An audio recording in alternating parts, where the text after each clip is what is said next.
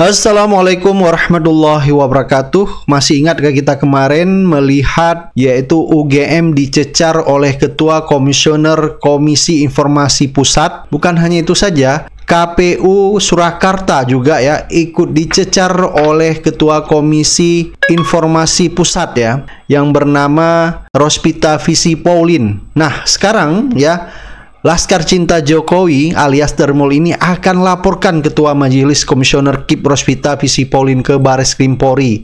Apakah alasannya? Coba kita baca ya. Jadi Koordinator Laskar Cinta Jokowi, Suhandono Baskoro, menyatakan pihaknya akan melaporkan Ketua Majelis Komisioner Komisi Informasi Publik atau KIP Rospita Visi Pauline ke Bareskrim Polri.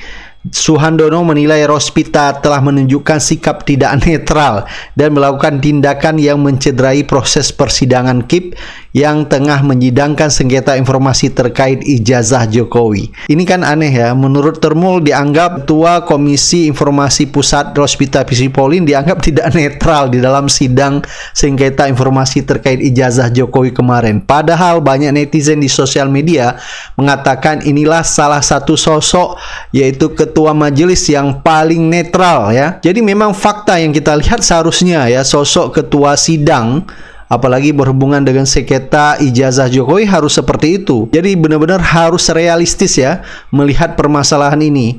Jadi menurut Dermul dianggap ini ya tidak netral. Dan banyak sekali netizen mengkhawatirkan status Ketua Komisi Informasi Pusat ini bisa-bisa beliau dicopot. Jadi Dermul ini ya berencana akan melaporkan Rospita Visi Pauline, Ketua KIP, ke Bareskrim Polri. Menurut netizen ini awal kehancuran Jokowi karena pelan-pelan informasi tentang ijazah Jokowi akhirnya terbongkar ya. Jadi menurut netizen dinilai ini ada konspirasi besar ya yang sengaja diciptakan untuk menutupi dokumen ijazah Jokowi ini.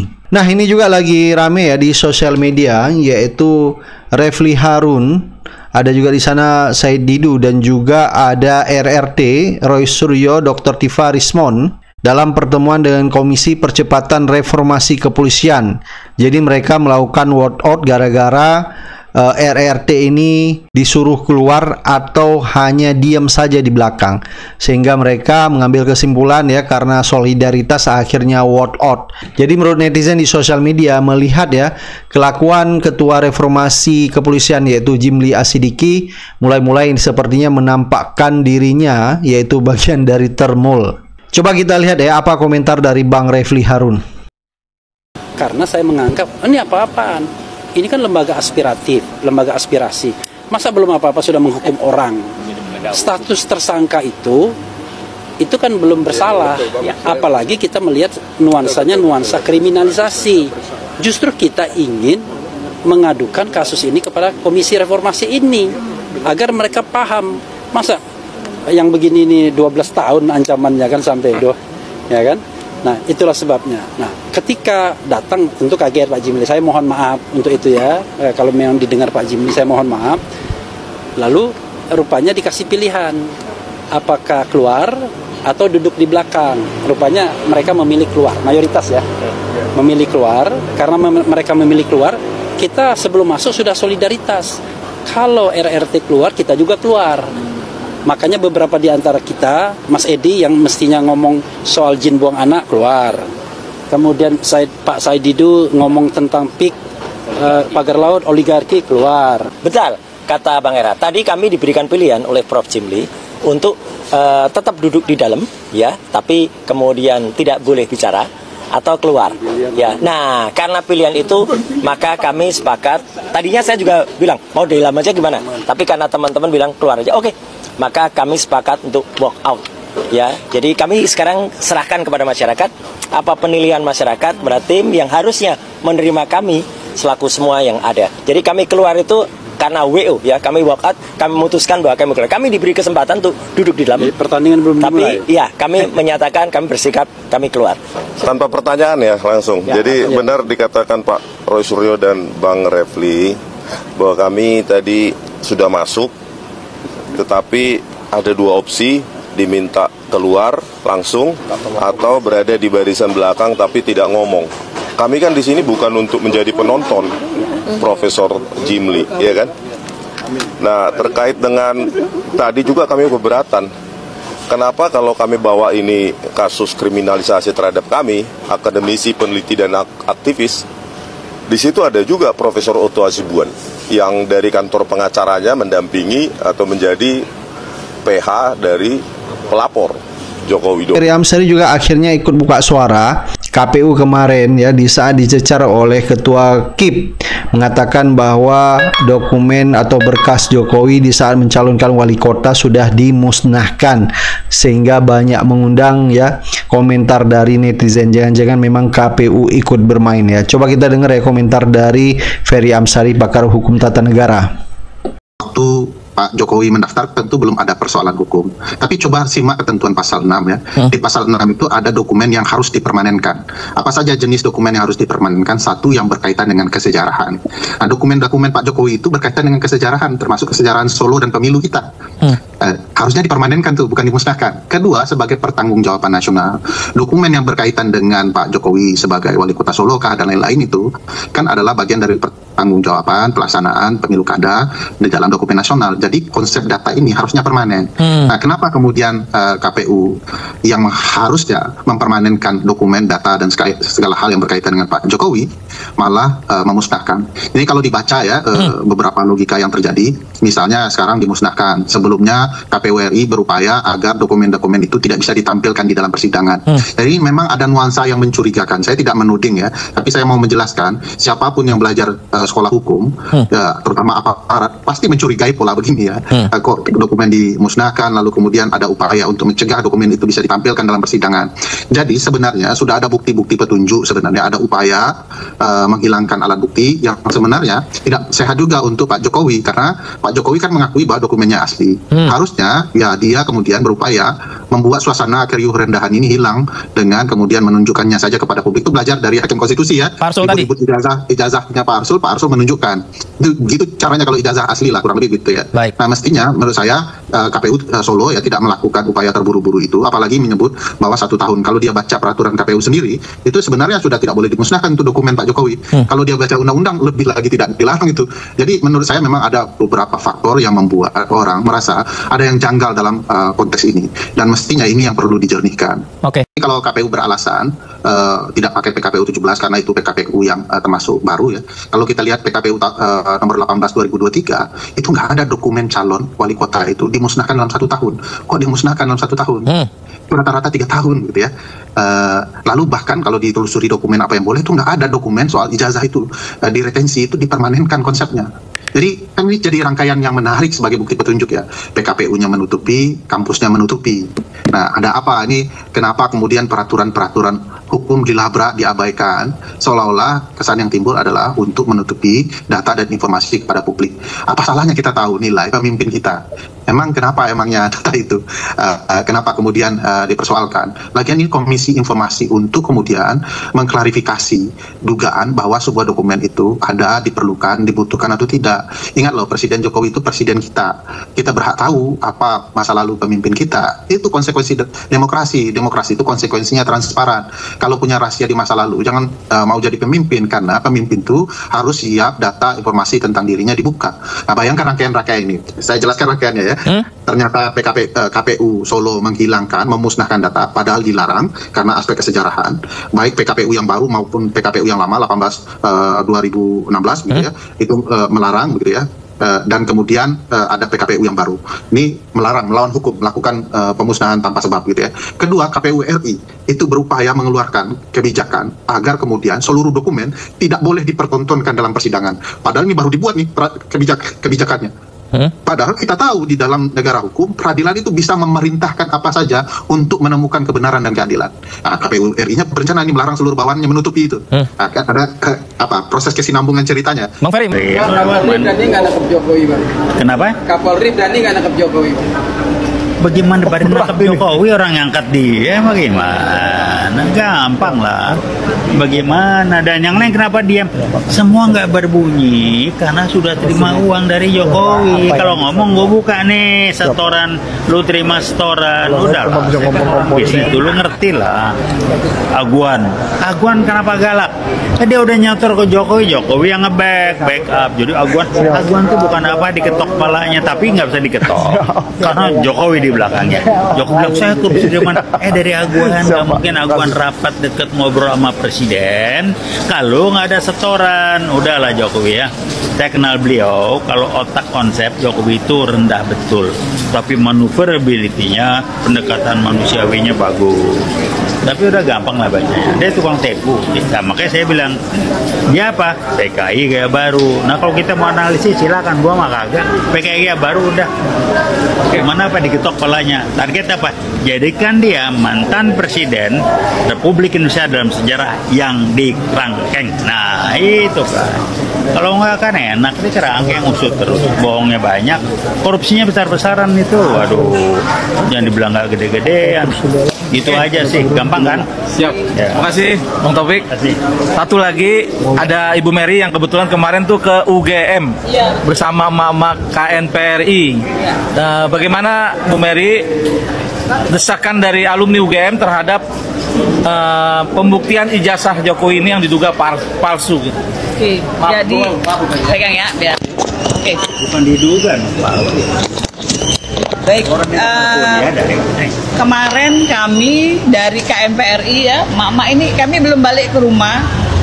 Jadi dari Jakarta kemarin di Polda, kami ke Jogja, nginepnya di Masjid Jogokarian. Kemudian kami mengikuti aksi dari Relagama. Malam tadi jam 2 pagi kita sampai nginep juga di Masjid Raya Pondok Indah. Jadi kami belum balik ke rumah, Bang. Ya. Gosok gigi dong. Kenapa kami kok pengen banget ke UGM? Karena kemarin yang aksi itu langsung Relagama bergerak. Relagama itu adalah relawan alumni Gajah Mada. Mereka kemarin pakai dress code hitam-hitam dan membawa ijazah, Bang. Semua alumninya itu bawa ijazah sebagai pembuktian bahwa mereka adalah alumni asli dari UGM. Kemarin itu mereka memberikan pernyataan sikap atas kasus ini kok nggak selesai, padahal menurut Bang Bangun mantan presiden mengumpulkan ya beberapa tokohnya, para penyembahnya. Kalau katanya Mas siapa itu, Mas yang mantan Menteri Menpora siapa tuh? Si Roy Suryo. Kata Mas Roy kan itu termul ya. Termul. Bener termul. Dulu aku paling anti, tapi kan udah ada yang ngakui. Siapa tuh? Daus. Bos. Nah, ini aku komentari sebagai seorang ahli hukum. Pertama, ketika di persidangan dia tidak mau menunjukkan dengan alasan sudah diakui oleh UGM. Ya. Ketika di proses kepolisian pun dia mengatakan tidak perlu menunjukkan karena warga masyarakat tidak punya hak wilayah privasi. Itu saya tolak karena dia menandatangani laporan harta kekayaan penyelenggaraan negara. Dia beli kompor aja disebutkan. Dia beli kompor aja disebutkan. Dia naik ke kemana, naik apa dan sebagainya. Difasilitasi siapa itu disebutkan, itu LHKPN. Nah, sekarang justru ini Bang Edi yang masyarakat harus paham. Dengan dia memperlihatkan kepada para pendukungnya di rumahnya, dia mendelegitimasi pernyataan UGM. Selama ini Termul itu kan mengatakan UGM itu ada pengakui kok. Berarti kan tidak cukup. Berarti dia pernyataan UGM sudah gagal. Logika hukumnya kan dia begitu. Dia yakin. Bagus, ini logika hukum dong. Sebagai orang pidana aku terlalu mencari. Teman-teman, saya potong sebentar, ini menarik ya, karena selama ini kan Jokowi dan para pembelanya mengatakan itu sah, resmi, asli. Kenapa? Paling sedikit Barreskrim sudah mengatakan begitu. Betul. Kedua, Rektor UGM dan para dekan sudah mengatakan begitu. Mau apa lagi? Tapi dengan menunjukkan langsung lagi kepada para pemujanya, penyembahnya, diam-diam diragu ya. Sehingga perlu nanti kan setelah diketemu dengan Jokowi kan pasti ketemu wartawan. Betul. Asli kok. Asli gitu. Gitu ya? Jadi menurut saya ini justru mendelegitimasi. selama ini entah Budi Ari dan sebagainya, dia selalu mengatakan bahwa UGM itu sebagai lembaga yang sah, sudah mengatakan. Nah, kenapa ketika lembaga UGM yang besar dan beberapa kali reuni loh, dia sudah purna ini reuninya 2 kali loh. Iya, 2 kali. Kan baru setahun purnanya, reuninya kok 2 kali. Reuninya udah 2 kali dan bukan di tanggal 17 Agustus. Jangan lupa. 17 Agustus Fakultas Kehutanan itu lahirnya 17 Agustus. Jadi sangat gampang dihafal. Maka menjadi satu pertanyaan besar dan tanda tanya, kenapa yang rektor sudah katakan, polisi sudah katakan, sekarang dia seperti tidak percaya. Karena apa? Nggak ngefek buktinya. Sekarang malah dia datang mengumpulkan para termulnya, para pendukungnya. Berarti kan dia sudah tidak mempercayai lagi apa yang disampaikan oleh Mabes Polri, juga yang sudah disampaikan oleh rektor UGM. Ini kalau menurut saya bahasa saya, Jokowi itu bingung, kesana bingung, kesini bingung. Tadi pantunnya gimana? Apa namanya? Kesana bingung, kesini bingung. Kesana gunung, kesini gunung, kesana bingung, kesini bingung, karena yang ditanya hanya ijazah saja. Nah, itu pertanyaannya. Jadi malah mendelegitimasi kalau siapapun sudah percaya UGM, kenapa mesti tunjukin kepada itu semua? Kalau aku jadi Pak Jokowi, nggak usah ke pendukungnya, di-upload saja. Satu media televisi aja nggak apa-apa deh, siapapun terserahlah. Udah, sampaikan itu, selesai. Ini kata. Ini kita hari ini akan menjadikan pertemuan kita hari ini konsolidasi start untuk Nepalis Indonesia. Ya, jangan pernah selangkah ragu. Penjahat negara, jangan bilang Jokowi tidak bisa ditangkap. Persoalannya Pak Prabowo mau nggak mengeluarkan surat perintah penangkapan terhadap Jokowi. Siap kita untuk menangkap Jokowi. Tangkap Jokowi. Banyak yang nggak berani ngomong, pada diem aja. Artinya setengah-setengah. Siap tangkap Jokowi. Tangkap Jokowi. Tangkap Jokowi. Tangkap Jokowi sekarang juga. Kalau ditangkap baru diadili. Ya, itu saja dari yang bicara begini seolah-olah Rismon lagi. Jauh-jauh dari Medan nyari panggung loh. Tapi tidak, saya kenal Rismon ini seorang doktor, akademisi, dia seorang yang humanis. Bagaimana seorang yang non-muslim, dia bisa menegaskan 6 orang syahid, syuhada, dan beliau datang. Tetapi sementara banyak tokoh Islam, banyak masyarakat Islam yang bilang, rasain loh. Padahal ke-6 orang tersebut mengalami pembunuhan sadis, diduga yang menyuruhnya sambung menyambung sampai kepada tuan titik-titik. Ya, segitu aja dulu. Kalau kesebut nama nanti kena delik. Yang keempat, saya ingin mengajak semua yang menyimak di seluruh Indonesia. Saya mohon juga arahan dari Bang Bitor dan semua senior di sini. Kalau beliau mengeluarkan, jelas ditangkap. Saya siap jadi komandan penangkapan. Ya, artinya jaksa, polisi dan pihak aparat harus berpihak dengan atas nama konstitusi negara. Ya, jadi jangan teriak-teriak adilin melulu, belum ditangkap orangnya. Ya, tangkap dulu baru diadilin gitu. Satu lagi, yang terakhir. Mesin perjuangan sudah dihidupkan. Kalau kau ingin berjuang, jangan hanya di atas mimbar. Perjuangan selalu menuntut para pejuang. Pejuang sejati tak pernah berhenti hanya kehabisan ongkos. Dia akan bergerak bagaimana Bang Rismon, saya dan kawan-kawan. Ustadz Alfian, bermalamnya di mana? Saya bilang, saya tidur di emperan masjid. Saya bilang, masalah buat lo, ya. Yang jelas, perjuangan tidak pernah menuntut keistimewaan. Siapa yang berjuang, tapi pesan saya kepada Bang Mikel, kalau nanti Bang Mikel diangkat jadi menteri, jangan lupa sama kita yang ada di sini. Ini kadang-kadang berjuang, yang berjuang beneran kagak diorangin, yang duluan nyelonong duluan, ya. Saya pesankan ini karena pernah terjadi di musim-musim pengganyangan PKI tahun 66, banyak fasilitas umum yang direbut oleh pemuda-pemuda anti PKI, tapi pas udah selesai, habis PKI dipecat, dibubarkan, yang ngambil orang Cina lagi. Enak lo Cina, gua yang berjuang, gedungnya lu yang ngambil. Maka para pejuang, ikhlas itu bukan